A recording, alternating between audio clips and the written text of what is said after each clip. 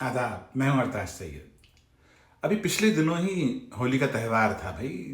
14 मार्च जुमे का दिन था। हाँ, जतिन भाई आ गए मेरे पास।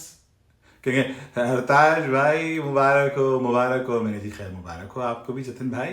कह अरताज भाई आज तो मैं आपको रंग लगाऊंगा। मैं कहा जतिन भाई जुमे का दिन है, रमज़ान चल रहे हैं, ये जुल्म मत कीजिए, नमाज भी पढ़नी है। कहेंगे नहीं नहीं नहीं, रंग तो मैं आपको लगाऊंगा। आप शायद भूल गए, मैं नहीं भूला। मैंने ईद पर, पिछली ईद पर आपके साथ सवैयाँ खाई थी, आपको याद है? मैंने कहा जी जी मुझे याद है सब। मैंने कहा आप ये तय कर चुके हैं कि आप होली मनाएंगे मेरे साथ? कहेंगे जी जी ये मैं तय करके आया हूँ। मैंने कहा ठीक है, तो फिर एक शर्त है। कहेंगे वो क्या? मैं कहा भाई शर्त ये है कि अगर हम होली मना ही रहे हैं तो फिर ससुराल में चल के मनाते हैं, मेरे ससुराल वाले भी खुश हो जाएंगे। कहेंगे वो क्यों? मैं कहा भाई अच्छा लगता है भाई, ज़रा मज़ा आएगा।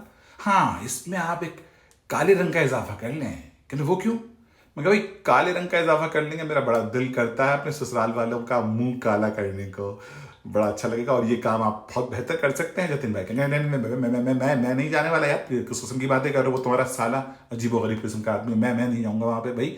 मेरे रंग में भंग क्यों डाल रहे हो तुम? मैंने कहा नहीं नहीं, आपने वादा किया जतिन भाई, अब आपको चलना पड़ेगा। कहने नहीं नहीं यार कोई वादा नहीं है यार, तो तुम जाओ, तुम्हारे रमज़ान भी है, तुम्हें नमाज भी पढ़नी है यार, कोई अच्छी बात नहीं है ये। तुम जाओ, मैं खुद बना लूंगा भाई, मैं किसी और के साथ बना लूंगा।